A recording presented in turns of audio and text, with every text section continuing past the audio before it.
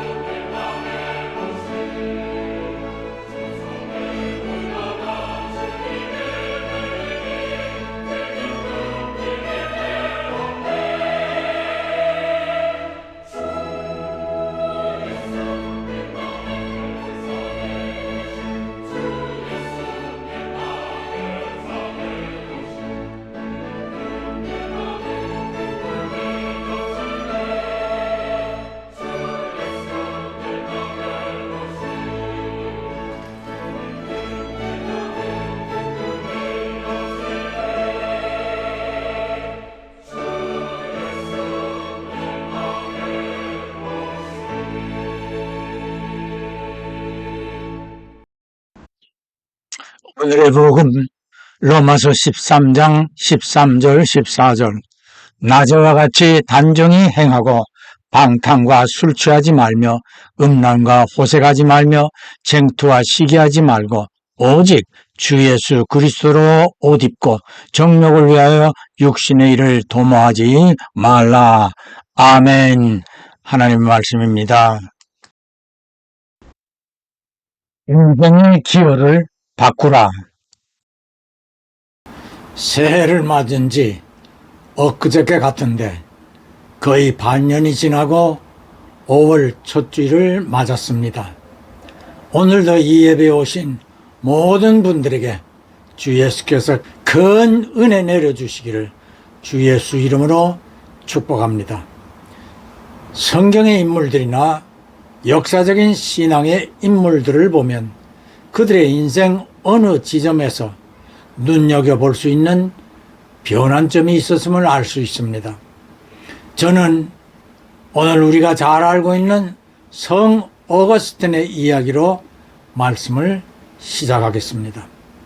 어거스틴은 기독교 신학은 물론 서양 철학사에서도 지대한 영향을 미쳐 어거스티니즘이라는 말이 있을 정도로 그의 사상은 중요하게 인정을 받았습니다.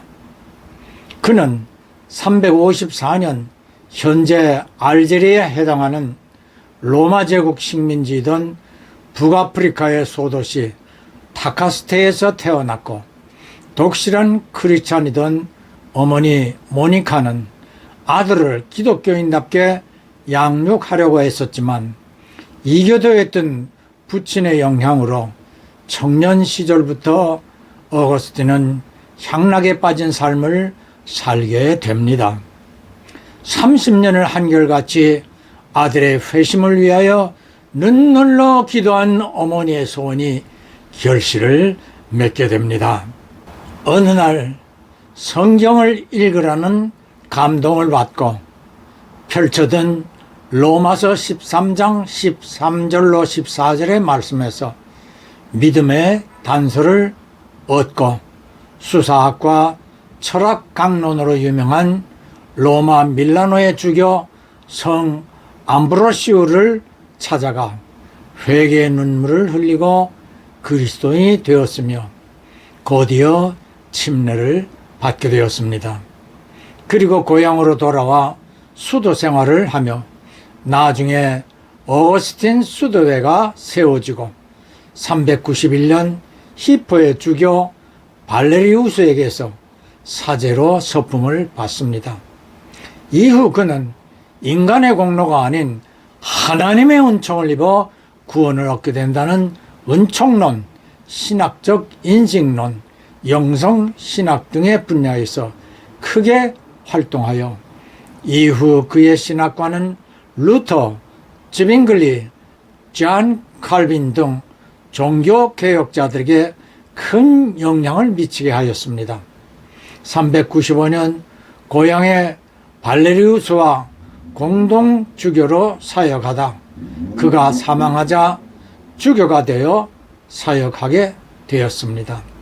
427년 게르만족 중에 반달족이 침략해오자 수많은 피난민들이 몰려들어 그들을 구제하던 중 430년 76세의 열병으로 사망하고 이듬해 히포 전역도 점령됩니다.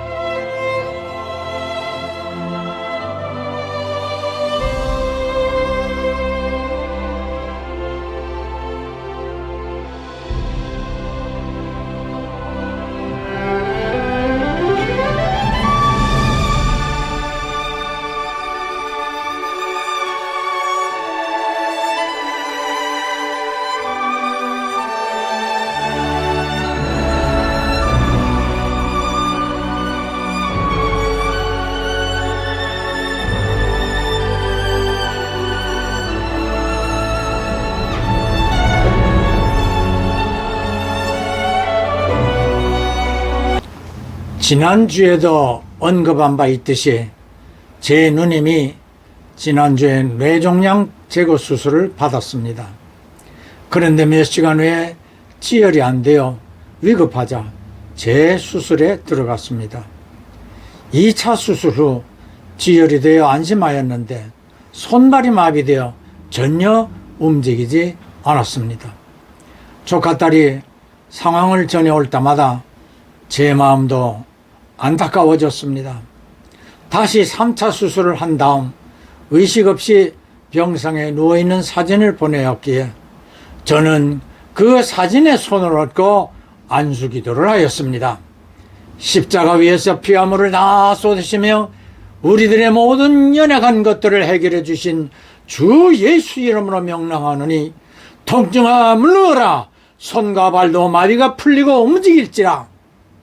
이 일은 죽을 병이 아니라 하신 주 예수 그리스도의 말씀처럼 하나님께 영광 되게 할지어다. 아멘, 아멘, 아멘.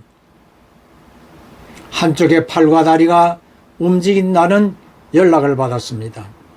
그리고 의식을 차린 누나와 카톡으로 통화도 하였습니다. 사진에 손을 얹고 안수기도를 한 일이 세상에 또 있었을까요?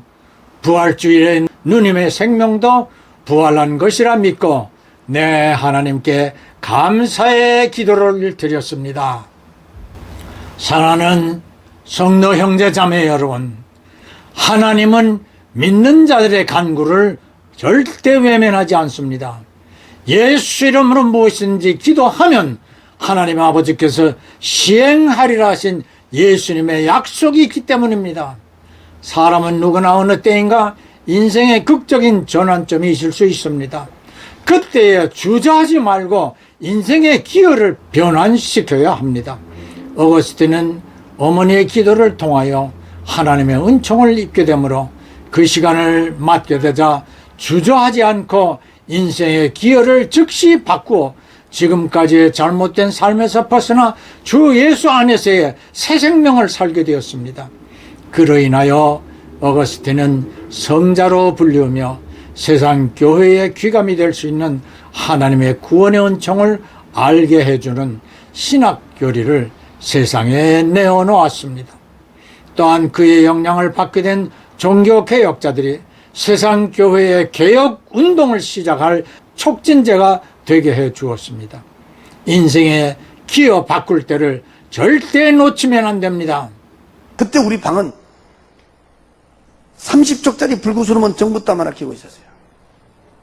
이야, 대낮처럼 환해졌어요. 우리가 비 올 때 번개 칠 때 그때처럼 그렇게 환해진 것 같았어요. 환해졌어요. 그래서 한번 쳐다봤는데 우리 문을 쳐다봤는데 그때 우리 문은 창호지로 된 문짝이었어요. 그 하얀 창호지로 된 그 문에 가서 보니까 위에서 빛이 내려오는데 쫙 빛이 깔리는 보니까 7빛깔의 무지개 색깔의 빛이 쫙 깔리는 거예요. 그래서 내가 한번 쳐다본 게 그 빛 가운데로 위에서 물체가 내려오더라고. 그때 본 게 하얀 옷을 입고 있는 사람이 손을 딱 들고 이렇게 내려오는 거예요. 얼굴이 없었어요. 그때 쳐다본 게 꼭 보름달 크기만한 둥그스러운 빛이었어요. 그 빛이 쫙 비친 거예요. 그래서 내가 쳐다보니까 바로 뒤에 이렇게 사각으로 된 마자가 따라 내려오더라고. 마자 양쪽에 하얀 옷을 입고 있는 사람이 두 사람이 앉아 있었어요. 근데 이 사람들은 우리 같이 이렇게 눈, 코, 귀, 입을 볼 수 있었어요. 이 마차는 내 두 눈이 부실 정도로 황금빛을 낸 광채가 바짝바짝 난 황금빛을 낸 마차였고, 양쪽 가에 하얀 옷을 입고 있는 사람 두 사람도 조그만 콩알만한 그게 진주인지 다이아몬드인지 보석인지 모르겠어요. 어디 가서 막 저저저저 넣어야 되는데 거기서 눈이 부실 정도로 광채가 막 바짝바짝 나고 있었어요.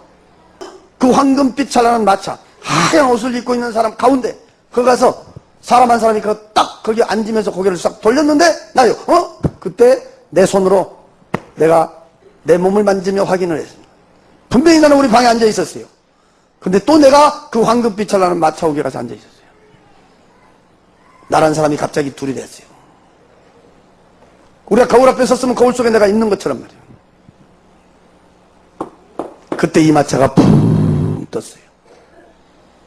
마차의 인도를 아까 그 하얀 옷을 입고 있는 그 사람이 앞에서 빛으로 쫙 비치니까 그때 이 마차가 그 뒤를 따라갔어요. 어안이벙벙해서 얼마만큼을 갔는지는 몰라요. 기찬의 음악 소리가 울려왔습니다. 그 음악은 세상에 들은 음악은 아니었어요. 처음으로 들어본 음악 소리였어요. 기찬의 막 왕왕왕왕왕 울렸어요. 그때 내가 앞에를 쳐다보다 나는 거기서 깜짝 놀랐어요. 앞에 도로가 쫙 뻗어 있어요. 이 도로는 꼬부라지도 않았지만 세상에서 본 아스팔트니 흙길이 아니었어요. 마차 색깔하고 똑같은 황금빛 찰나는 도로가 내 눈으로 볼 수 있는 데까지는 쫙 뻗어 있었어요. 이 도로 위에다가 금으로 퍼부어 길 닦았는지 금 맺기질을 칠했는지는 모르겠어요. 너무너무 두 눈이 부실 정도로 황금빛 찰나는 광채가 푸착푸착푸착푸착 난 황금빛 찰나는 도로를 아까 그 하얀 옷을 입은 그 사람이 도로에서 한 뼘 정도로 붕 떴어요.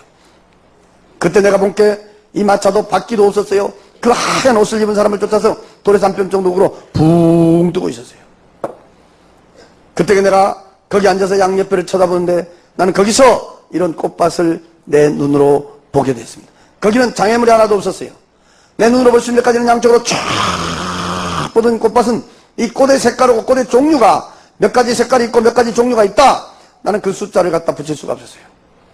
아주 수레를 수 없을 만큼 많은 꽃들 위에 날아다니는 나비와 새들 역시도 색깔과 종류는 숫자를 갖다 붙일 수가 없었어요. 나는 그때 처음으로 본 꽃도 봤어요. 처음으로 본 나비도 봤어요. 새도 봤어요. 처음으로 들어본 새의 소리도 귀로 들을 수가 있었어요. 난 지금도 이렇게 눈을 감고 있을 때 그때 본 장면이 스쳐가고 있어요. 근데 그 장면은 나 말고 딴 사람이 그대로 봤어도 그 누구도 말로 표현할 수는 없을 거예요. 왜 그러냐면 세상 꽃처럼 꽃들이 피어갖고 이렇게 가만히 있는 게 아니었어요. 내가 그때 이렇게 쳐다볼 때는 꽃이 살아서 움직였어요. 이렇게. 꽃이 꼭 벙실벙실 웃는 것 같았어요. 꽃이 자기들끼리 뭐라고 이렇게 말하고 있는 것 같았어요.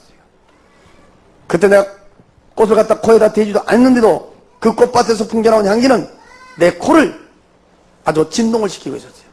이야, 꽃의 향기가 이런 냄새를 풍기는구나 맛을 볼 수 있었고 그 향기는 사람 입을 벌려 말로 표현할 수가 없었어요. 그 아름다운 꽃밭, 그 향기로운 꽃밭, 난 지금까지 우리 세상에서 그렇게 아름답고 향기롭게 조화된 꽃밭은 한 번도 본 적이 없어요. 내가 짝가늘 때, 초등학교 다닐 때, 우리 시골집에 찾아온 애삼촌, 젊었을 때, 30대 그 애삼촌 얼굴과 제격이 그대로 비치고 있었어요. 입고 있는 그 옷은 너무너무 두 눈이 부실 정도로 옷에서 광채가 부착부착부착 나고 있었습니다.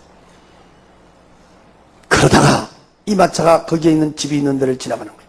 그때 내 바로 오른쪽에 앉아있던 하얀 옷을 입고 있는 사람이 처음으로 입을 벌려 말해주기를 여기가 천국입니다 하고 가르쳐줬습니다. 그래서 나는 그가 천국이라는 걸 알게 됐습니다. 길거리 다니는 자동차 천천히 가는 식으로 이렇게 갔으니까 집의 내부 시설은 구경할 수가 없었습니다. 내가 밖에서 쳐다보는 그 집들은 내 두 눈이 부실 정도로 황금빛 찬란하게 으리으리게 화창하게 집이 젖었다는 것을 한눈으로 쳐다보는 거예요. 기차의 막수는 계속 울려오고 있었고 이 마차는 세상 시간으로 몇 날 며칠을 그렇게 댕겼어요. 그러다가 이 마차가 갑자기 캄캄한 데로 들어가는 거예요. 그때 내가 거기서 겁을 덜컥 먹었어요. 세상에서 볼 수 없는 걸 베주더니 이제 죽여보려고 그런다냐고 했어요. 더 무서웠던 것은 그렇게 울려왔던 그 음악 소리가 딱 끊어져 버렸어요. 앞에서 마차 인도했던 그 하얀 옷을 입고 있는 그 사람, 그 앞에서 비친 데만 화냈고 마차 주변에만 약간 화냈고 양옆을 보고 뒤를 봐도 캄캄한 들어가고 있어요. 얼마만큼을 갔는지는 몰라요. 앞에서 그 마차 인도온 그 하얀 옷을 입고 있는 사람이 캄캄한 데 다가갔다가 빛으로 촥 끝에 내려 비치는데 거기서 돌아가신 지 6년 만에 직접 내 아버지를 그 불빛이 비춰주고 있었습니다.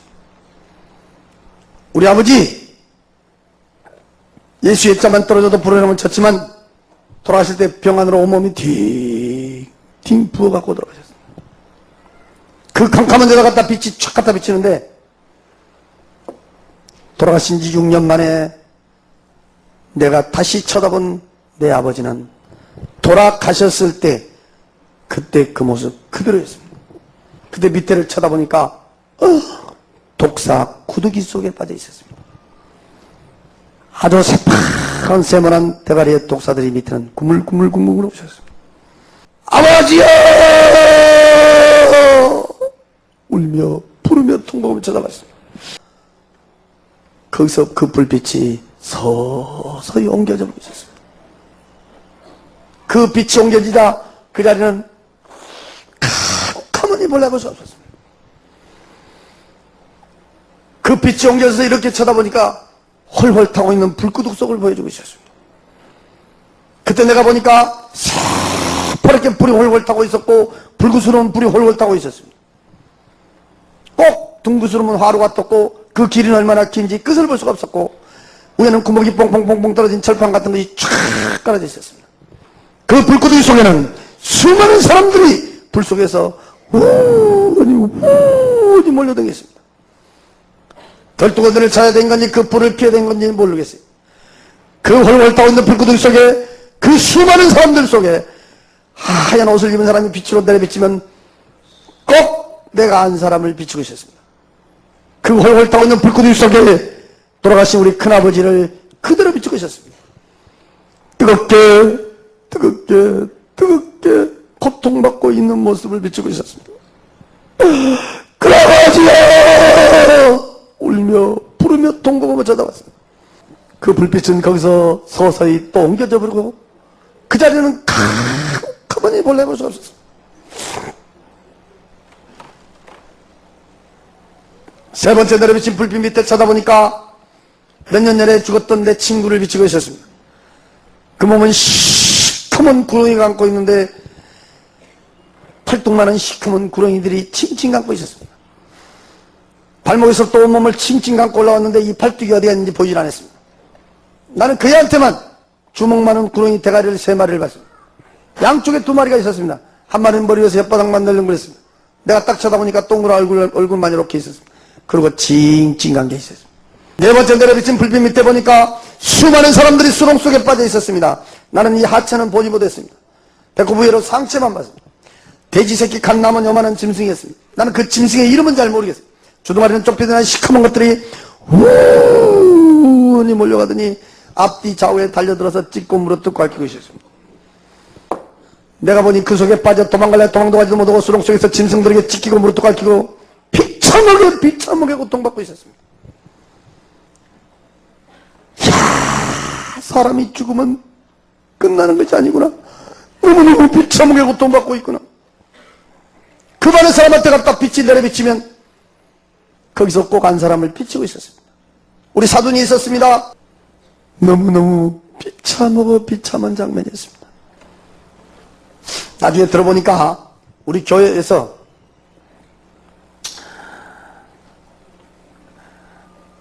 건찰도 받았고 장례식도 치러줬고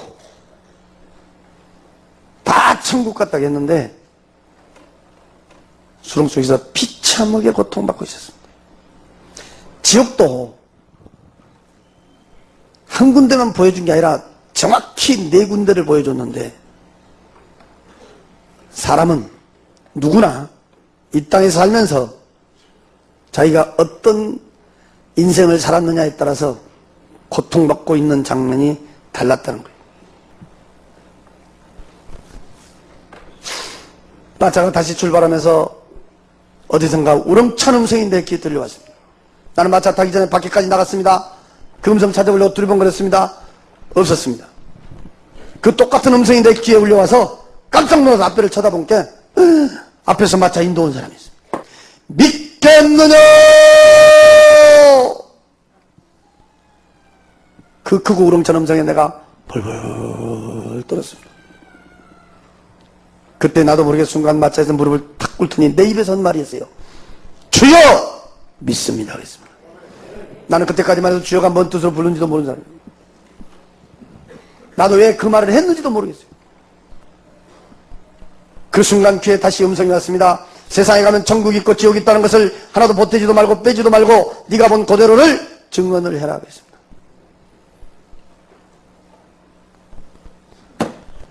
내가 본 천국, 내가 본 지옥, 보태지도 않고 빼지도 않고 증언한 걸로 난 내 사명은 끝난 겁니다. 이 모든 얘기 지금 들으시고 믿고 안 믿고는 여러분 마음인 것입니다. 그러나 분명한 것은 나는 그 천국 지옥을 분명히 받기에 난 예수를 믿은 사람입니다.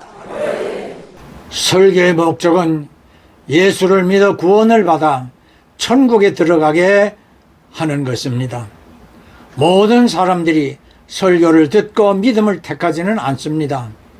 예수께서 전도하실 때에도 듣고 믿은 사람이 있었는가 하면 믿지 않고 오히려 방해한 사람들도 있었습니다. 그러기에 설교자들이나 전도자들이 복음을 전하면서 듣는 사람들이 모두 복음을 받아들이리라고는 생각지 않습니다. 그럼에도 설교를 하거나 전도를 해야 하는 까닭이 있는데 에스겔 2장 5절 7절에 듣든지 아니 듣든지 복음을 전하라고 명령하고 있습니다. 다시 말한다면 전도자들은 전달함으로 의무를 다합니다. 앞에서 본 박용훈 장로님의 간증 마지막 부분에서 그가 말한 것 같이 복음 천국과 지옥을 그대로 전달함으로 자신의 책임은 다하였다고 할 수 있겠지만 어거스틴처럼 어머니의 기도가 하나님이 역사하시게 한 것 같이 설교자나 전도자들은 복음이 듣는 자가 결실을 맺을 수 있도록 계속 기도해야 합니다. 예수를 믿지 않던 박 장로님에게 천국과 지옥을 보게 하시어 예수를 믿고 전도자가 되게 하시는 특별한 경우도 있습니다만 대부분 전도를 받고 예수를 믿게 하는 것이 보편적입니다. 제가 체험했던 일입니다.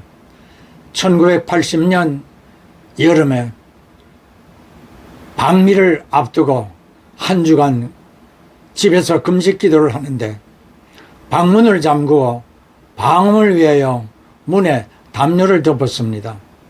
6일 되는 날까지 아무 응답이 없었습니다.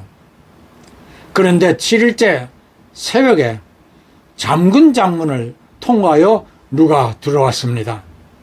문이 잠겼는데 누가 들어올 수 있을까? 아, 주님이시다. 엎드려 있어서 주님의 하얀 옷자락 끝만 보였습니다.